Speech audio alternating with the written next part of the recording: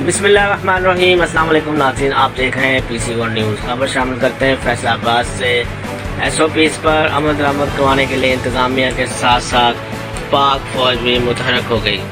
हमारे नुमाइंदा खसूसी पाकिस्तान गुलाम दस्तगीर की तफसीलात के मुताबिक पाक फौज की जानब से मसाजिद के बाहर नमाजियों में मास्क तकसीम किए गए।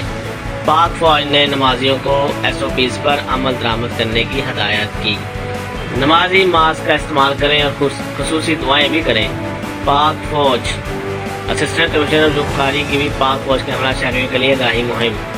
शहरी मास्क का इस्तेमाल करें तो यकीनन इस मौजी मर्ज के फैलाव को रोका जा सकता है।